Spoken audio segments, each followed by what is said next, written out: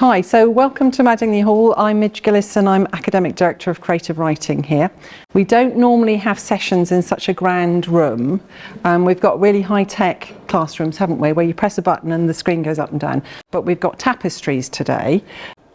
We also have some current students here, so if you're a current student, first or second year, raise your hands. Brilliant, okay. So these are the people at the end of the session. You can go nab and say, so what's it really like? And you can ask them about applying and they'll give you the true answer, and I'll just give you a kind of, a beautiful version of what happens here. So I'm going to introduce the other tutors we have here. So we're all published authors, and we think that's really important because we don't think that you should be taught by people who've not gone through the pain and anguish of writing and trying to get published. So I'm Midge Gillis, I write creative non-fiction. Rupert, do you want to say who you are? My name is Rupert Wallace. I'm a course director on the MSt. I'm a screenwriter and a children's author. Hello, I'm Joanne Nimberg. I'm one of the teaching associates here, and I publish poetry and non-fiction and one novel by accident. That's how I see it. Well, it's quite a big novel to do by accident. It's a big accident. Yeah. Fraser? Hello, I'm Fraser Grace. I mainly write plays, but really whatever you want writing, gun for hire. And I co-direct the Masters in Writing for Performance. So that's everything that isn't novel. Great, thank you, Fraser. These are our three other teaching associates. So Nick, he's got quite long hair here, hasn't he, don't you think? So Nick, who wrote The Cat and the City. This is Alicia Pierma-Howard. That's her latest publication, Another Way to Split Water. And Joe Reed, who wrote the novel Hammer. And they unfortunately can't be here for various reasons. So they're either in exotic places or couldn't start their car, which is a bit more prosaic, but just as difficult to make their way here. And as I say, we're all published authors and we teach on different modules on the Masters. These are the dates for the programme. So in the first year, we look at poetry, fiction, long and short, writing for performance, so that might cover radio, TV, screenwriting, theatre, podcasts, creative non-fiction, which could cover memoir, travel writing, the lyric essay, nature writing. And those modules are arranged in very intense short residencies here. We drive you very hard, you're exhausted by the end of it, you normally can't sleep because there's so much going on in your head. And you write 2 essays after each module. So we ask you to write a creative piece and you get an indicative mark on that, so it doesn't count, and that's to encourage you to take risks. And you have to write a critical commentary, normally on your own work, so that mark does count, and it's a way of allowing you to step back and reflect on your writing practice. And then in the second year, you work on your dissertation. So when you apply for the Masters, we'll ask you what your research project is. Think of it as your dissertation project. And we won't hold you to that. So if you're offered a place and you come in thinking you want to write a memoir, you might really like the writing for performance module and think you want to do a sitcom. It's fine. If you had told us you wanted to do a memoir, you change your mind, that's absolutely fine, and actually happens quite often. And in the second year, it has a very different rhythm to it. You're working closely with the supervisor to produce your dissertation. This gives you a sense of the module and how much we pack into it.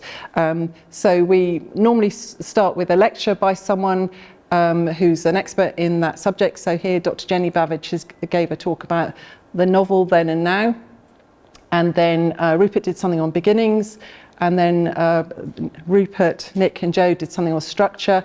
And then we had a panel discussion with 3 authors who came in and did a really interesting discussion about how they approach their work. And then in the evening, we had George Saunders zooming in, which was really exciting for us all.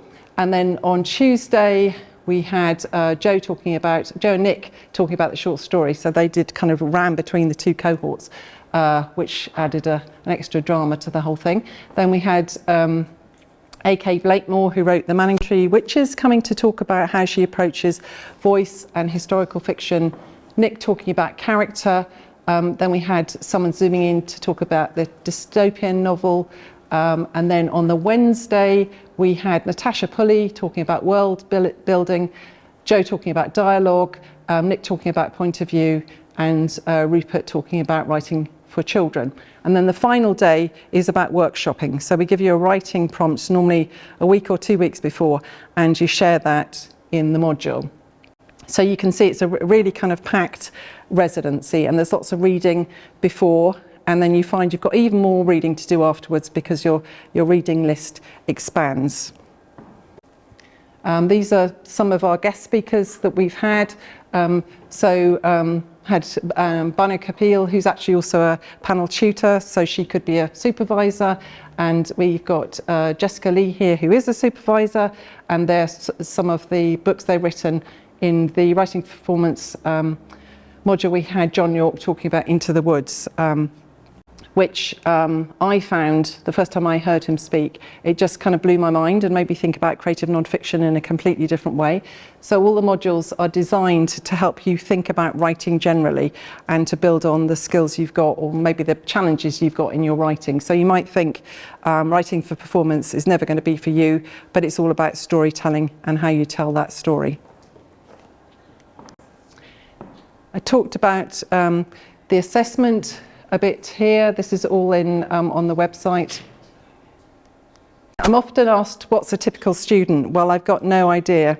I mean, I could put any upper limit on the age, because it's we don't look at the age of the people applying. People come from all sorts of backgrounds, so it is a part-time programme.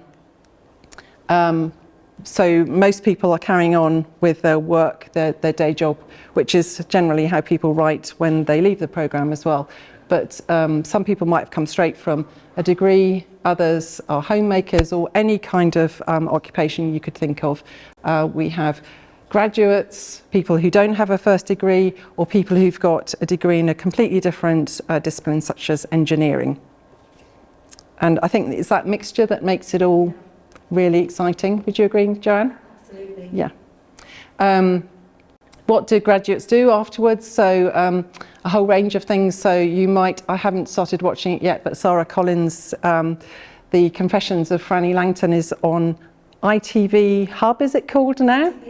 ITVX, yeah. So, and that's an adaptation of a novel that won the first Novel Costa Prize and started off as her dissertation, which is really exciting. And then Mumbezi Hemi, she wrote a short story that won the Commonwealth Regional Prize, and I naively thought, because she lives in King's Lynn, that the region might be East Anglia. It was actually Africa, so it was quite a big region to win a prize for. Then another student, Kate Barton, had her play Fast produced in Edinburgh and London, and again that was something that grew out of her dissertation. This is one of Rupert's students who he supervised. So Sarah Sultan was a reporter and has now written 2 novels, is that right? She's on her 3rd one, so yeah. She's become quite prolific, having never written a novel before she came here. Yes, and when Sarah, we did an event with Sarah when her book was launched, and she was working on the adaptation, and she admitted she wished she'd paid more attention in the 3rd module of the first year. And now I think it's debatable. She might actually see herself as a screenwriter now because she's enjoying it so much. This is another student who came here, and you might also have heard about her, Annabelle Steadman, who's now known as Animal Church. Is that right, Rupert? Yeah. So she writes a whole series about bloodthirsty unicorns, which has been hugely successful and was the Waterson's Children's Book of the Year. So that's really great news. But other people might go on to find an agent, to become agents. We've had someone who went on to be a literary agent. Some people just become better writers, or some people go on to a PhD. So there's no kind of obvious direct route if you apply for the Masters here.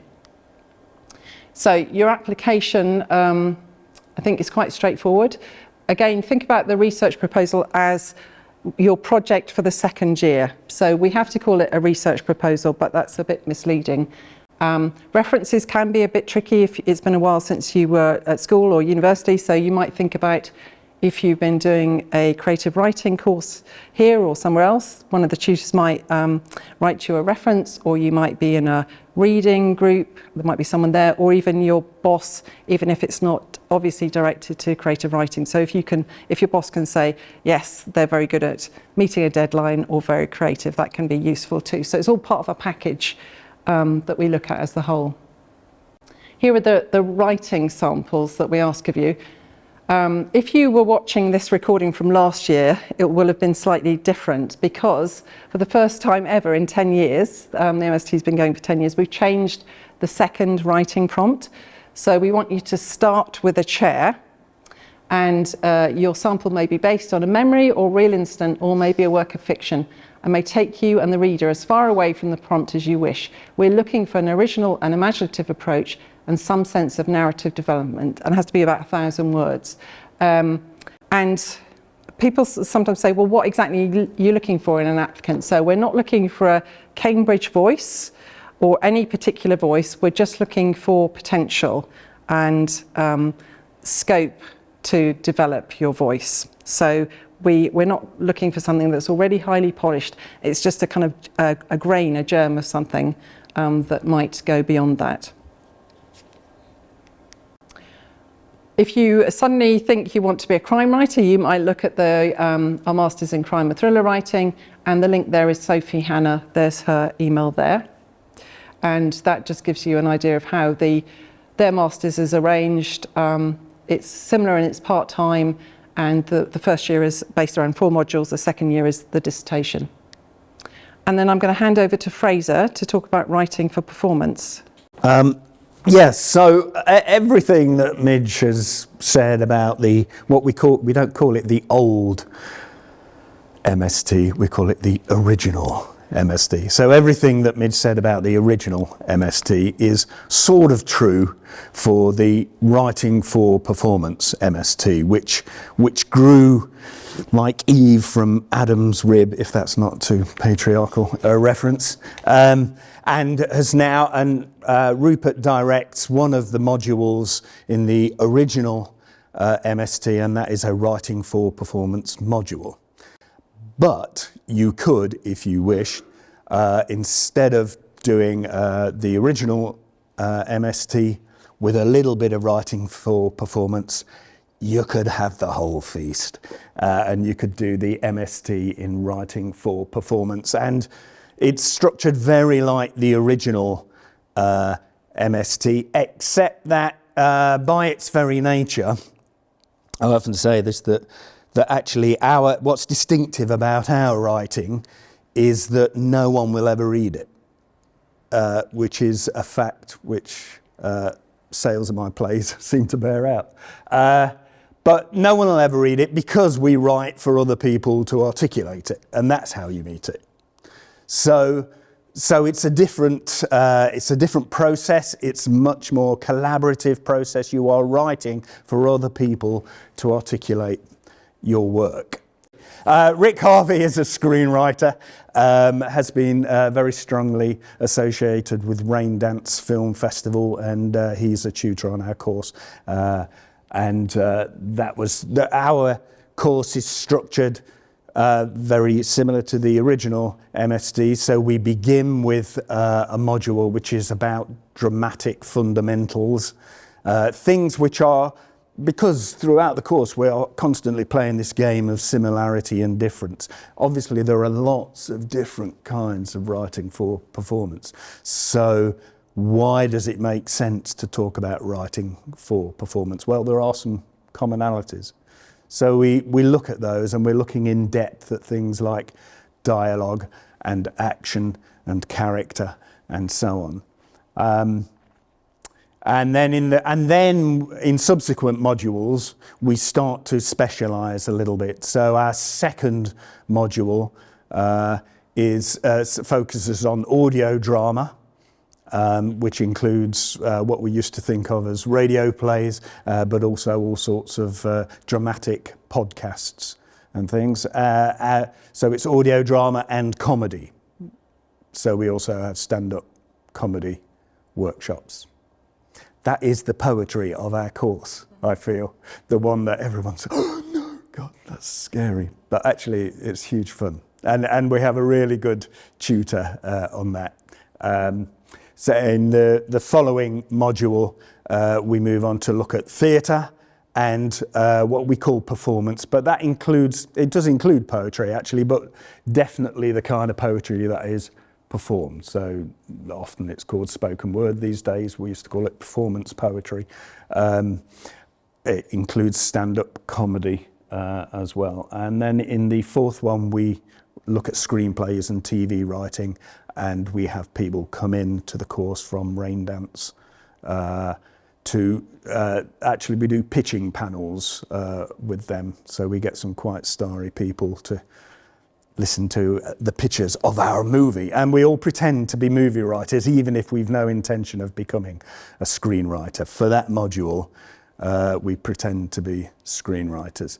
And within our teaching sessions, I won't, it's structured a little bit like Midges. We end up with a lot of workshopping here, but there might also be on module 1, 2, 4, there might also be, we do a mock TV writers room thing in the afternoon. So there's a lot of, and our sessions are 90 minutes long, which allows a little bit of time. So almost every session there's a bit of practical stuff and often collaborative stuff going on. These are some of the, actually all these people, over in the corner here, if I may just focus attention, this is Libby, who's a student who's just begun with us. So Libby can talk to you about what it's been like to come into the course anyway. But on first, either on the module that Libby has just done, or on the next module, all these speakers have been present. This is Kate Smurthwaite. She's the comedy. You can tell that, can't you, by that picture? But they're all experienced people in the industry, have had stuff produced and published and so on. And we have lots of sort of, because it's collaborative, there are lots of sort of partner organisations that we get involved with. This is happening tonight at St John's, a lit jam, 20 writers, 4 minutes each. I'm telling a ghost story, but other people are doing all sorts of other things. The Theatre Festival in Cambridge, we've had students, we've taken students and they've all done solo plays and had them produced at the festival. Assessment, you can see it follows very much the same kind of structure as the original MST, except year 2, it's 90 pages of, it's not, that's wrong, 90 minutes, we don't do pages, it's 90 minutes of performance. A script which is 90 minutes of performance, and that can be in, that could be 3 half-hour TV shows, 2, my maths is terrible, 2 afternoon dramas for Radio 4, or 1 90-minute stage play. And our typical students, these are all from last year or this year. Just like Midge, we have followed her lead, and we have a really diverse, and they're also incredibly diverse. Ours are very diverse in terms of experience. So we may have someone who's got years of experience in TV comedy, writing TV comedy, but has always wanted to write a very serious stage drama or a feature film. So we have a really interesting mix of experience on the course. And there's some of the backgrounds for the last couple of years. We've only been going 3 years, so we haven't built up quite the head of steam that the original MST has. But one of our students from year 1 just had a show on the Old Red Lion in Islington, Philippa Lawford, and Emma Rodgens. She had a play done at the Theatre Festival and is doing very well. So your application, reference same research proposal, 500 words. And again, just to emphasise, you won't be held to, if you change your mind after a year of the course, that that's kind of great. It might mean your thinking has moved on and you've discovered something else, so you're not necessarily held to it, but it helps us think, helps us see how you are thinking, really, and what sort of things you're passionate about. Original 10 pages of script, and the deadline is the same, 16th of January. This is my co-director, Claire Bailey, a very established playwright and former arts journalist. She was the theatre correspondent for the independent newspaper when that was a thing. And a few reasons why you might want to come and study with us. I realise this is quite a thing, deciding where to spend your year and spend your money in studying for that year. And we want to be a safe place for that, and an exciting place. So that's MSt Writing for Performance. Thank you, Midge. Thanks, Fraser. So yeah, but what if you don't get in? And we do have people who don't get in 1 year, go away and do the certificate or the diploma here and have another go, and often are successful. We've got lots of online courses such as edX. We've got the International Summer School. We offer mentoring here. And if you suddenly think you want to teach creative writing, we also have a programme in that. And just to remind you that we do quite a lot here, so we have a lot of online conversations, follow us on Twitter, and hopefully we'll be doing more in future as things start to open up as well. So I think that's the end of that. Have I missed out anything, Joanne or Rupert? Not that I can think of. No? I mean, the only thing that, did we mention that you have a tutor for the year? Oh no, that's a good thing. Yes. Yeah. Yes, so one of the team will be your tutor, certainly for the first year. So you'll have someone to check in with at all points in the course to talk through the feedback that you've received and talk through what you want to do for the next module. So there'll be someone's hand to hold. And is it worth emphasising as well that in the second year, that tutor moves on to students new, but you get a supervisor who supervises your major project, and that's true of all the MSTs, yes. I think. Yes, so in a kind of mentoring role, and your tutor could be your supervisor, but not necessarily. So, You get a much wider choice than that, and certainly on our masters, because there are so many specialisms, we often have to find you a supervisor for whatever you want to do. I'm going to stop for a moment and ask if anyone has any questions. In umbrella for all the masters that are done at Cambridge, was it like an independent side thing to University of Cambridge itself? Yeah, so that was a question about where does I sit in the university. So we're part of the University of Cambridge, and we offer part-time masters, and we offer the only creative writing masters there. So the technical term is the cognate faculty is the English faculty. So they keep an eye on what we do, and your results are verified by the English faculty. So that's the people that we go to, and it's great because it means we've got very good contacts there. And Dr. Jenny Babbage, who I mentioned as giving the talk about the novel now, is part of the English faculty. Yeah. We have several colleges that we're sort of linked with, and all our students matriculate at one of the colleges. And you then have all the rights that any student has here to attend any of the lectures, to use the library, to attend events at your college. So if you're in situ, you can have as much as the Cambridge experience as you want. I think that's fair to say, isn't it? Yes, and so that's not to be underestimated. So the university library is an amazing library. So it's a copyright library, and I think it's better than the British Library because you can go looking for one book on a shelf and find things you didn't know you absolutely needed. And the resources here are amazing. So when you graduate, you would graduate from your college that you're matriculated from, and you're a member of that for life. So you're very much part of the University of Cambridge, and you can follow any interest you might have, whether that's poetry or tiddlywinks or we've got someone who was the oldest person to play real tennis when they were doing their crime and thriller writing masters here.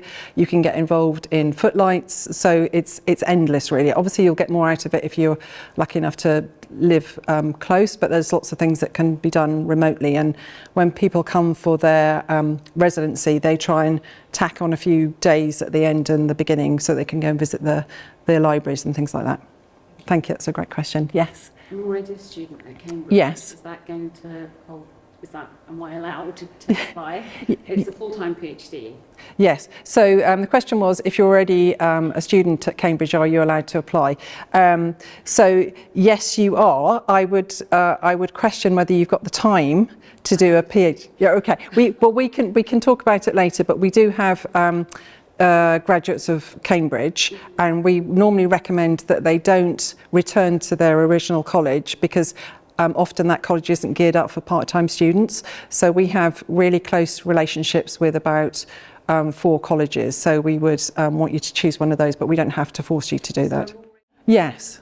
So is there any guidance anywhere around what you're expecting in that application pack? Yeah. So the question is about the application that you put in, and particularly the research proposal. So you can email me if you've got particular questions, but I would think of it as, what do you think that you would at the moment like to do in your second year? So it might be a series of connected short stories around the theme of the modern fairy tale, for example. And when you're describing that, you might think about how you would research that in your critical commentary. So you might look at the idea of the fairy tale and how it's been interpreted in different ways. But I would stress that's only one part of the application, and the writing bit is the most important bit. Yeah, because most of our applicants have been away from education for some time. You had a question.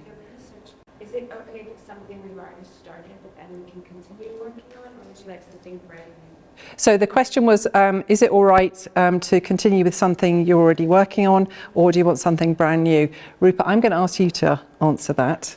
Well, it is okay, but I think, you have to question perhaps why you want to carry on with a particular project if you've already started it, because the opportunity that you get here is to experiment creatively. So as Midge said, all the creative marks in the first year are indicative. So we kind of we ask you to experiment. You might find something new. You might find that you're a screenwriter or a playwright rather than a poet or whatever. So I think as part of the application pack, yes, I think that's fine to do that, but be aware that you might then, we don't hold you to that, as Midge has said. So don't be wedded to the idea that that's the research proposal that you are going to then carry on in the second year. And it might be that you have a couple of projects going at the same time. A lot of professional writers have 3 or 4 or 5 projects going on at the same time. So so there's sort of an answer yes and no to that, really. Does that answer your question? Yeah, great. Well, no, really just keep an open mind, and I think you'll get most out of the MST if you're just open-minded and just follow any opportunity, because in a way it's a really luxurious year to just try things that you would never in a million years try by yourself. I've done a creative writing course before and was more, but there was journalism with it as well, and I did a book review, which I was very happy with. But would that be appropriate here, because there was no journalism within this, so I'm looking for something more?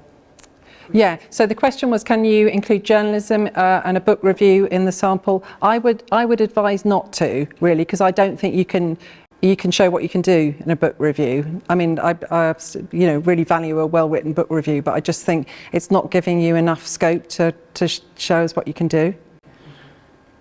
Yeah, right. Is there any sort of bias towards genre?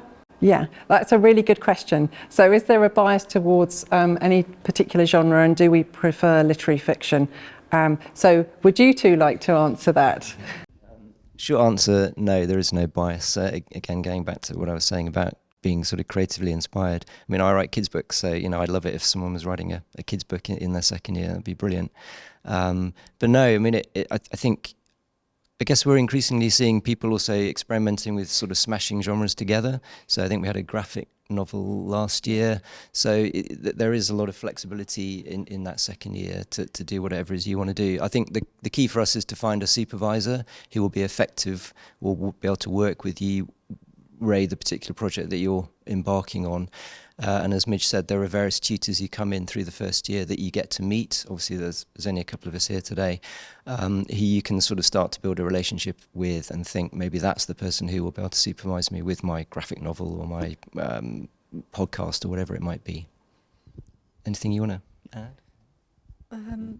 Just that we don't have a particular bias. It's just, pick the sort of thing you want to do and do it as well as you can, according to whatever the criteria are for that genre. I think that's the answer, isn't it? Yes, but we'd only, I think, be worried so we have marking criteria, and if we thought we can't possibly mark this piece with the marking criteria we've got.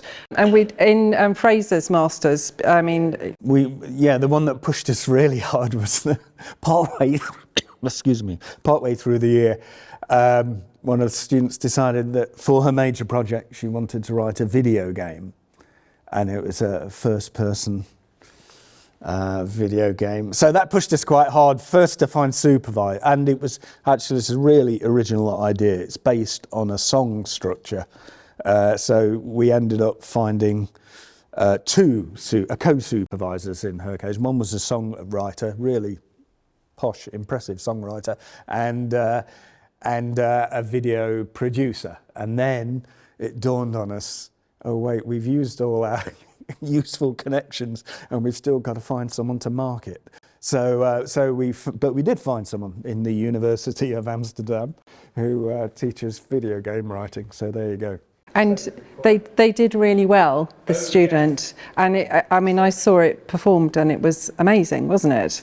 And so in theory, if you wanted to do that on the original Masters, you could. So we're trying to encourage you to just really think outside the box. Sorry, a wide range of panel tutors who have sort of people here on a part-time basis. We've got a wide range of genre supervision for the second year, haven't we? Yes. All kinds. Yeah. I guess perhaps the subtext to your question is that there might be a sort of snobbery relative to the Cambridge name, but there isn't a Cambridge voice, so we're not looking for a literary fiction author in particular. We're looking for someone who wants to write the story they want to tell, whether it is science fiction or kids or whatever, or TV pilot or whatever it might be. So yeah, I think the sort of strength of the Masters is to experiment. And we do try and tailor the modules with the knowledge of the interests of the students. So if we had several people who are interested in science fiction, then we would try and get a guest speaker in. So we're definitely not kind of snobby about that, no. There's a question over here, yeah. It could also be a play. Can you submit that as your... Yes, so in the first option there are lots of different choices, and then the second one you have to write about a specific topic, yeah. Yeah. So it's not to... And does it matter if the play's already been performed? No, I wouldn't have said so, as long as you think it's the best piece of writing you could submit. And we have had people who've submitted published pieces of writing. Occasionally we think that when we're not actually getting the original voice, because you never know with something like that's been published, for example, how much input has been there from someone else. So that would be our only slight concern. And that's okay for the creative writing? The original, yeah, yeah, because that will be one of the modules. So you could equally do poetry, for example, as part of your submission, yeah. Hi, hello. I have a two-part question. Yes. So how do we get matched for the tutors and supervisors? And the second part is, how does this relate? Yes, okay, so the first question was, how do you get matched with the tutors and the supervisors? So in the first year, the course director will divide the cohort so that we normally have about 5 tutors and they have a tutorial group of 4 or 5. So in a way, it's just a bit... I don't think that there's any logic to how we do it. We just have a kind of range of people in the tutor group, because it's partly a pastoral role. So you don't need kind of particular subject knowledge. the college is also there to offer a pastoral role. So the college is important for lots of different ways. So if you had an issue with us, you would go to them. If you wanted to apply, lots of the colleges have prizes or grants. That's another good use for the college. So they have nothing to do with our choice of tutor or supervisor. The supervisor in the second year and the tutor, we all have to write a short report on our students, and that goes into a database called CAMSIS, and the college has a look at it, because if we were flagged up about there was any concern, they would see that. But actually, if we were worried about someone, we'd be in touch with the college sooner than that.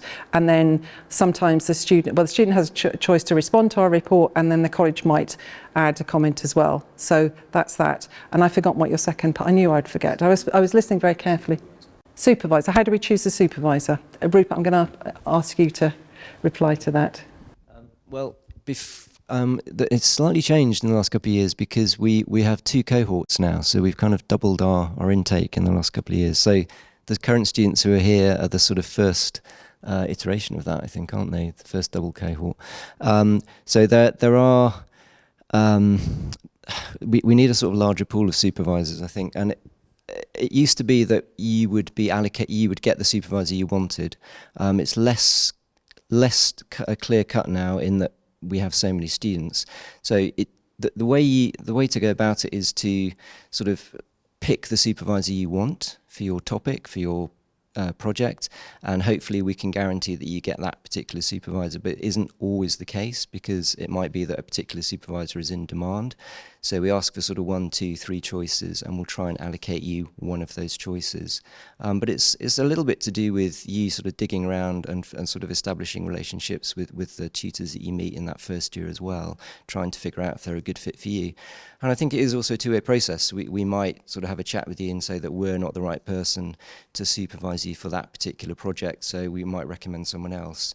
At a push, because we are part of the university, obviously there are other people outside of our sort of immediate tutor group who we might recommend as well. And occasionally we have done sort of joint supervisions. Perhaps you'll have 2 or 3 supervisions with an academic here, perhaps someone in the criminology faculty or whatever it might be, as appropriate to your project. So does that answer your question? It's not a case that you can say, oh, I really like that person's writing, or I like their academic work. Can I have them as a supervisor? So they normally are a panel tutor through ICE, and that's because there's quite a skill to supervising someone. So we wouldn't want to put 2 people together in a relationship that's not going to work. So we need to be assured that the supervisor knows how it works. But it's quite a bit of negotiation. Sometimes it's just quite straightforward. Other times, if you're doing something that's a bit different, then we might have to think a bit more carefully. So with science fiction, for example, I couldn't immediately think of someone, but we would find someone, and that would be a good addition to our panel. Because of the way the course is, you get those 4 quite intense residential things. Chances are you'll have met and had a chance to chat to the options that you've got for a tutor. So I think that's one way people find people. It's talking over lunch or dinner even, isn't it? Yeah. And that's something you can ask the current students about when you have a chance to speak to them about it too. Thank you. Yes, hi. Do you have any particular guidelines on how to format that? So you can send it out, so you don't seem to be much into it in the space. Yeah, so it's a question about formatting for the Writing for Performance module. So we're about to go into that module in February, and that's one I'm about to send a message out saying, here, you must look at formatting for different forms of writing, because it's one of the key things you have to learn. So if you're completely new to that, you would get a lot of guidance on that. Yes, does that answer your question, or was there something more? Well, I don't know. You answer. But we normally tell people to go to the BBC Writers' Room that has a library of radio plays, TV plays, screenplays, and so on. And that is a really good source. You can see, often there are sort of two or three slightly different ways of approaching it, but it's particularly in TV. Particularly in screenplays as well, You know, in theatre you have a little bit, and it's almost part of the game to mess around with the formatting a little bit in theatre writing, but in screenplays it's a kind of badge that you know what you're on about. So looking at actual scripts, you'll soon work out what the appropriate format is. But we would still be looking, you know, even if you were slightly unorthodox in your approach, if we thought you'd got a great story or we could see some talent there, then we would probably still want to interview you. You know, it's not like it has to be perfect when you submit something. We're just kind of looking for a spark of something. Yes? How much interaction do you get with your supervisor? So how much interaction do you get with your supervisor? So you're entitled to 5 supervisions in the second year, and it varies depending on what you're doing when you have those. So if you're doing a research heavy project, then you might not want to see your supervisor for the second supervision until even the second year, if you haven't written the second calendar year. Or they could be evenly spaced. We organise, or the students often organise, workshopping in between those supervisions. You can contact your supervisor at any time, but we do ask that students are respectful of not bombarding the supervisor with a lot of reading to do, especially not, you know, the day before you have your supervision. Again, you can ask these guys if I'm telling the truth as well later on. Any other questions? Hi, yes.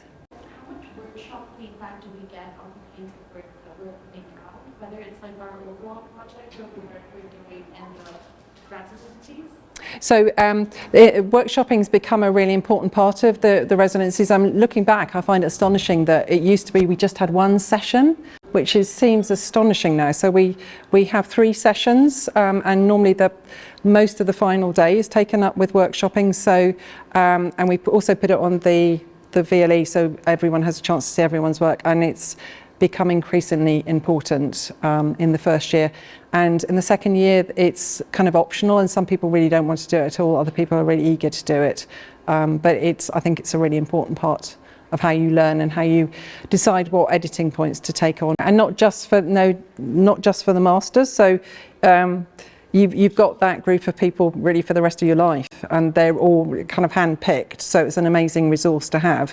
I think that's a really key part of the programme, and it's a postgraduate programme, so you should be kind of thinking for yourself and also with your peers who are working at the same level.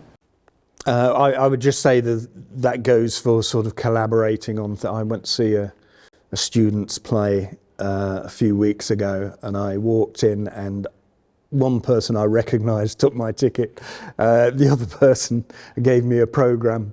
The third person was doing the lights. You know, people collaborate on each other's projects to make it work and get the most out of the course. It's one of the best things about particularly the second year. I think there's a bit more time for people to work on their own side hustles. So we can probably end it there, but can you just raise your hands again if you're a current student? Okay, so do come and ask, on the masters, yeah? So do come and ask these people for questions. You can ask any of us questions, but in the meantime, thank you ever so much for coming today. I know it's a cold, wet, horrible day, and have a lovely Christmas break as well. So thank you very much, and we're all here to answer questions.